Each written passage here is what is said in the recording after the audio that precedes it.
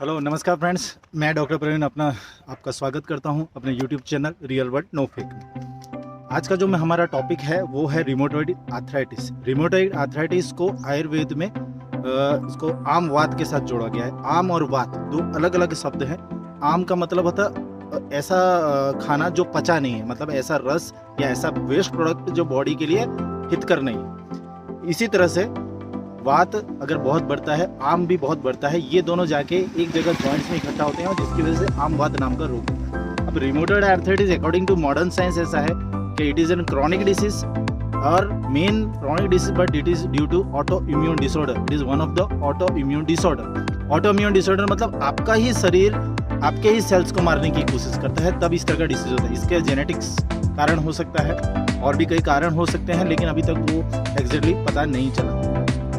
आज मैं आपको इस वीडियो के अंदर जो बताने वाला हूं वो ये क्यों होता है, इसको कैसे आप इनिशियल स्टेज में अगर इस पर ध्यान देते हैं तो आप इसको ठीक कर सकते हैं। उसके अलावा इसकी लेट चिकित्साएं क्या है और अंत में अगर कुछ नहीं बचता है तब क्या चिकित्सा है और इसमें क्या खाना चाहिए क्या नहीं खाना चाहिए, उसके बारे में हम थोड़ा प्रकाश डालेंगे। लेकिन उसके पहले आप पहले चैनल को लाइक करें, शेयर करें, सब्सक्राइब करें। जो नए हैं बंदे वो सब्सक्राइब करना ना भूलें और बेल आइकन को जरूर दबाएं। तो दोस्तों चलिए हम चलते हैं आम वात के ऊपर। आम मतलब जैसे कि मैंने आपको पहले बताया कि जहाँ खाना जो पचा हुआ नहीं है, तो वो कैसे होता है कि आप अगर टाइम के साथ नहीं खाते, कभी भी अभी खाया 2 घंटे बाद फिर खा लिया, 3 घंटे बाद फिर खा लिया, बाहर का स्नैक्स ले लिया। ऐसे करने से क्या होता है कि जनरली जो भी आप खाना खा रहे हैं वो पहला वाला पचता नहीं है, उसके बाद दूसरा खाना होता है, तो अंदर जो है ना डाइजेशन प्रोसेस के लिए जो मेटाबॉलिज्म है वो अफेक्ट करता है और उसकी वजह से वो अंदर जमा होने लगता है। अब आम जब हो गया, मतलब जब आपके अंदर जो ये वेस्ट प्रोडक्ट अगर जमा हो गया तो उसमें वात, अगर आप समझिए भूखे हैं कुछ हैं, आपका वात बुरा है, तो वात के अंदर एक क्वालिटी है तत्र रूक्षो लघु शीत खर सूक्ष्म चलो अनिल। चलो अनिल मतलब चल गुण है, मतलब वो चलता है। तो वो क्या कहता है, वात बढ़ के ये आम को कोष्ठ में से शाखा, मतलब आयुर्वेद में इस तरह की चीज़ें बताई गई हैं कि आप कोष्ठ में से इसको शाखा में ले जा सकते हैं।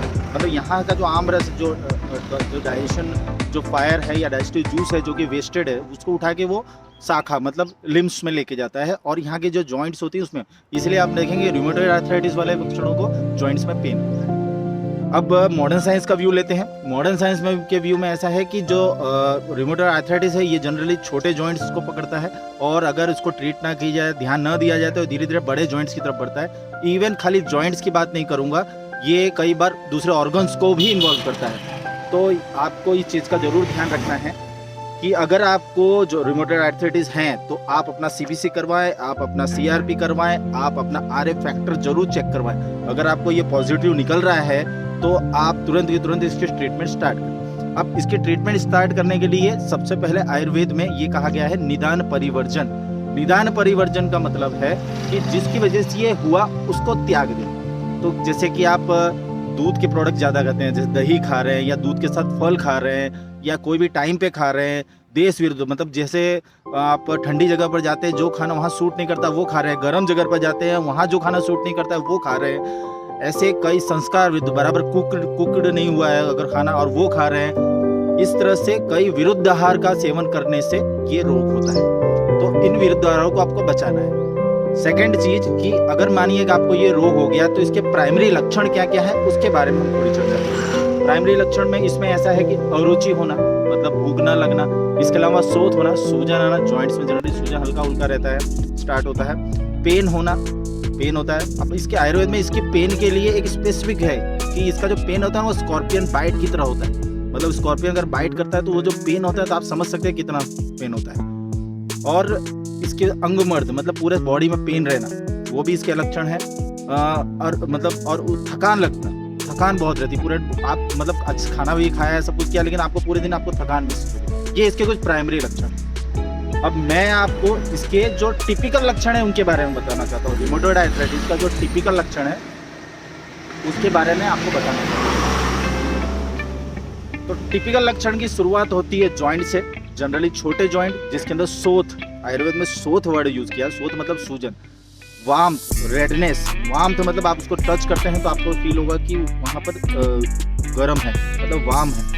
उसके अलावा रेडनेस, आपको वहाँ लालाश दिखेगी। उसके बाद पेन जो होता है वो मैंने आपको पहले ही बताया कि स्कॉर्पियन बाइट की तरह पेन होता है। इसके अलावा मॉर्निंग स्टिफनेस दिख जाती है, क्योंकि मॉर्निंग का टाइम आयुर्वेद के हिसाब से कफ का टाइम माना गया है।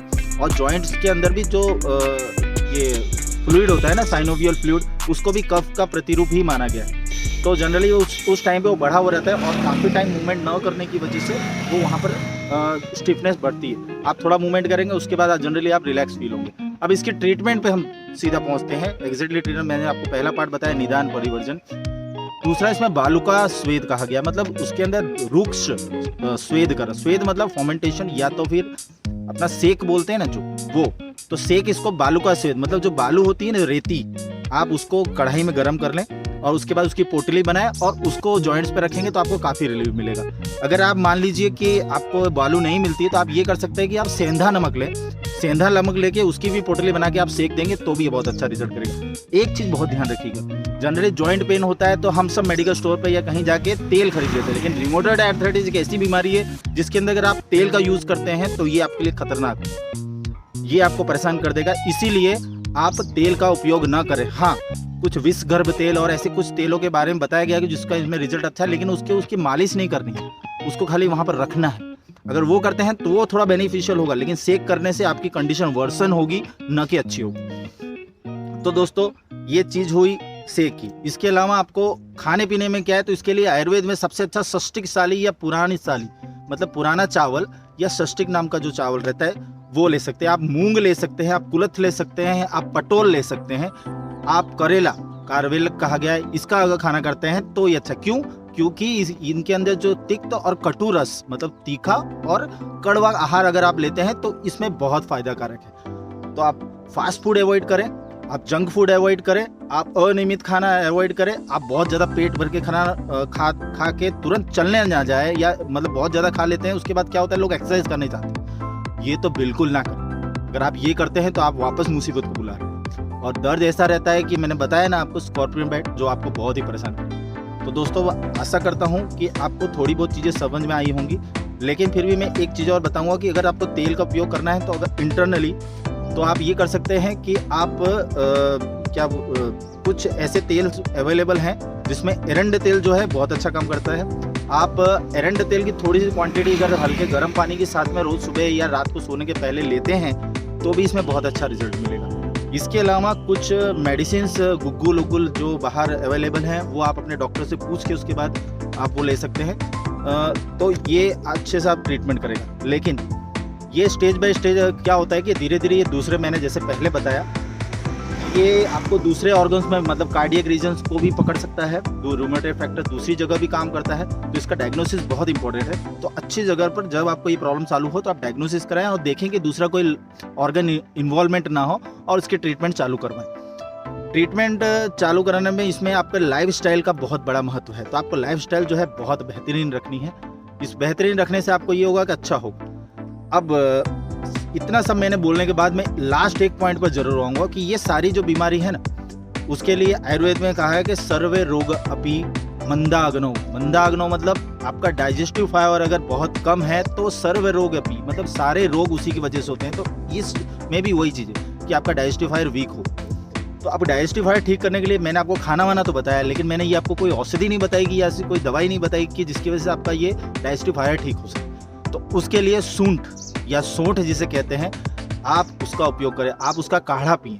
सोंठ का काढ़ा पड़ेगा क्योंकि वो दीपन भी है और पाचन है। दीपन मतलब वो आपकी अग्नि, मतलब डाइजेस्टिव फायर को बढ़ाएगा।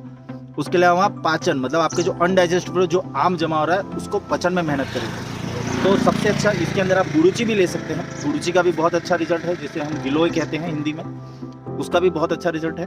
तो ये दो चीज़ का अगर आप उपयोग रेगुलरली करने लगते हैं तो मुझे नहीं लगता है कि आपको रिमोटॉइड आर्थराइटिस से डरने की जरूरत है। आशा करता हूँ आपको मेरे इस वीडियो आपको पसंद आया होगा। और अगर आपकी कोई क्वेरी है तो कमेंट बॉक्स में ज़रूर कमेंट करें, जिससे कि मैं आपको इसके बारे में और जानकारी दे सकूं। इसकी पर्टिकुलरली दवाइयाँ जो हैं आप डॉक्टर से पूछ सकते हैं, चाहे तो आप कमेंट में मुझसे भी पूछ सकते हैं।